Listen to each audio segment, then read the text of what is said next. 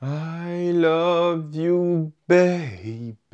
I love you, baby. J'ai pas la suite. Ce coussin, c'est une galère de l'avoir en position vraiment cœur. C'est-à-dire que si tu le poses, ça ressemble plus à un cœur. C'est une galère. Coucou. Ah, comment ça va les amis? Je suis très content de vous retrouver aujourd'hui pour une nouvelle vidéo. Et vous l'avez vu, forcément, on est le 14 février. Donc on va parler de Saint-Valentin. En vrai, la Saint-Valentin, tellement c'est connu, parfois j'en oublie le fait que c'est une fête pour les Valentins. C'est sûr que ça vous le fait. Genre moi, ma fête, c'est le 23 novembre. Bon bah c'est la Saint-Clément quoi. Voilà. Ce que je veux dire, c'est que la Saint-Valentin, pour tous les Valentins, ça doit être compliqué. Voilà, bref. Alors, petit disclaimer avant de commencer la vidéo. Je vais vous expliquer plusieurs histoires pour l'origine de la Saint-Valentin. Sauf que c'est très compliqué de trouver la vraie histoire. Donc ça se trouve, dans les trois que je vais vous dire, c'est pas les vrais, mais c'est les plus probables actuellement. Donc c'est parti, let's go. Et on finira la vidéo par des chiffres concernant cette magnifique fête qui est la Saint-Valentin. Waouh! Ok les amis, du coup, première histoire. Alors d'après ce que j'ai trouvé, l'origine de la Saint-Valentin remonte à l'époque romaine, avec des fêtes qui s'appelaient les Lupercales. Et ces fêtes se tenaient entre le 13 et le 15 février, et c'est une tradition religieuse païenne. En gros, cette fête, elle servait un peu à raviver la fécondité, la reproduction et de créer des nouveaux couples. Donc là, on resitue, hein, on est il y a je sais pas combien de milliers d'années, hein, ok? Et donc du coup, le concept de ces fêtes, c'était que des hommes parcouraient la ville à la recherche de gens à toucher, et si tu te faisais toucher par ces personnes-là, tu allais mieux. Et le problème, c'est que 99% du temps, ces personnes-là qui étaient touchées, c'était des femmes. Et là où normalement ça devait s'arrêter à se faire toucher, hop, c'était fini, bah le problème c'est que après ils faisaient crac crac. Et on est très loin de notre époque en termes de légalité. Grosso modo, c'était vraiment la culture du sexisme et la culture des viols qui était complètement banalisé parce que les femmes avaient pas le choix. Et pour résumer, comme c'était un peu pour créer des couples, la fécondité, etc. C'est parti de là. Ça c'est la première histoire. Je l'ai vu un peu partout en faisant mes petites recherches. Il y en a beaucoup qui disent que ça c'est que du mytho, donc je sais pas. Mais on passe à la deuxième potentielle explication. Deuxième histoire qui, d'après les sites, serait celle qui serait la plus vraie. Pourquoi j'ai parlé comme ça? En gros, c'est l'histoire de Valentin de Terni. Terni, c'est une ville en Italie. Et là, on est à peu près dans la même époque Rome antique, donc l'an 300 à peu près. Et du coup, Saint-Valentin, c'est un prêtre chrétien. Mais à cette époque-là, le roi en poste, Claudius II, a interdit de célébrer les mariages. Et notre ami Valentin, lui, il en a rien à carrer et il se dit, je vais quand même célébrer les mariages. Et du coup, il fait ça de manière un peu clandestine. Complètement clandestine, le mec est illégal. Gang.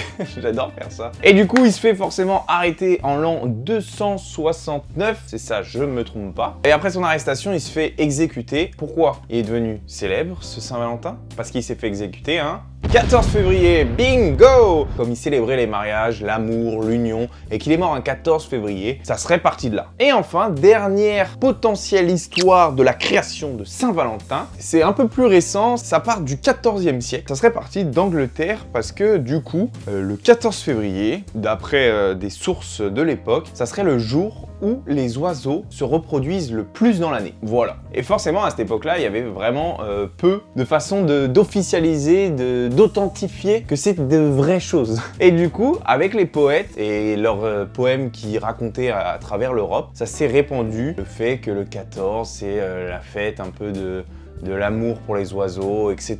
Et à travers les poèmes, ça s'est répandu comme ça jusqu'à arriver à notre époque où maintenant c'est une fête pour les amoureux. Voilà les trois potentielles histoires à l'origine de la Saint-Valentin. Il y en avait encore plein d'autres. J'ai pris celles qui remontaient le plus, les plus connues et celles qui expliquent le mieux la Saint-Valentin. Les amis, on le sait, la Saint-Valentin, c'est une fête commerciale.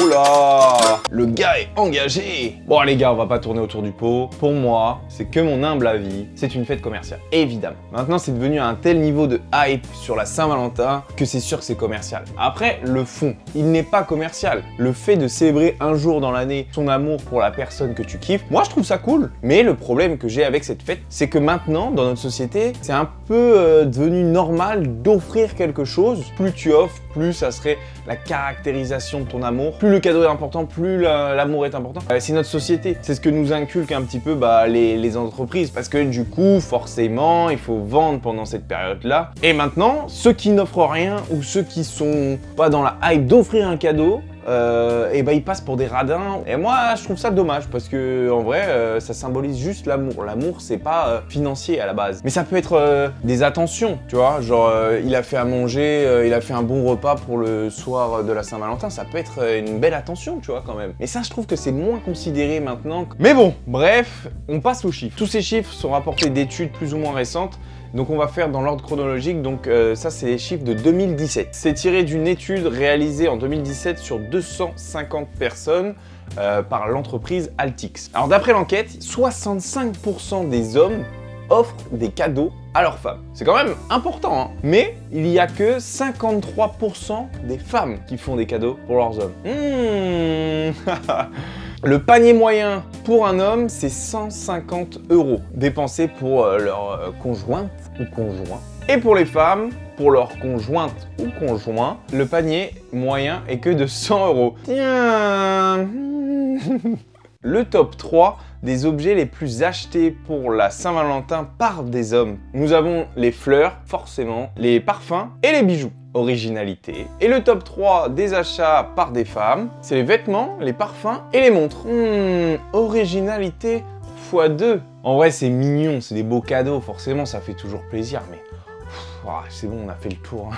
Allez, on arrive un peu plus récemment. En 2020, il y a eu quand même 180 millions d'euros de dépensés pour la fête de la Saint-Valentin, messieurs, dames. En France, c'est énorme. Et attention, pour les fleurs, il y a eu 1,4 million de clients. Vous vous rendez compte pour les fleuristes? Et ça représente 37 millions d'euros de chiffre d'affaires en 2020 pour les fleuristes le 14 février.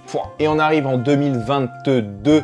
Donc l'année dernière, j'ai 3 derniers petits chiffres à vous faire partager. Il y a 54% des Français qui se disent prêts à fêter la Saint-Valentin. 54%, c'est pas énorme en vrai. Enfin, c'est un tout petit peu plus de la moitié. Ah, petite information coquine. Il y a 41% des Français qui s'apprêtent à fêter la Saint-Valentin, qui prévoient de faire crac-crac. C'est dingue quand même, 41%. Plus ou moins... Allez, on va arrondir. Une personne sur deux qui fête la Saint-Valentin, ils vont faire... voilà. Allez.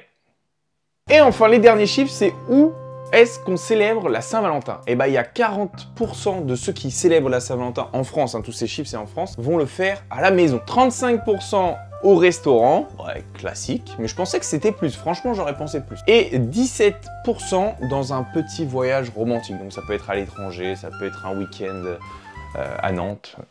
Ça fait pas rêver dit comme ça, mais pourquoi pas. Et voilà, c'est la fin de la vidéo. J'espère que ça vous a plu d'apprendre des choses sur la Saint-Valentin. Alors déjà, bonne fête les Valentins. C'est vrai que je l'ai pas dit au début de vidéo. C'est votre fête quand même, bonne fête. Profitez les amoureux, tous les amoureux qui regardent la vidéo. Faites-vous des bisous, kiffez. Les célibataires, kiffez aussi. Prenez du temps pour vous.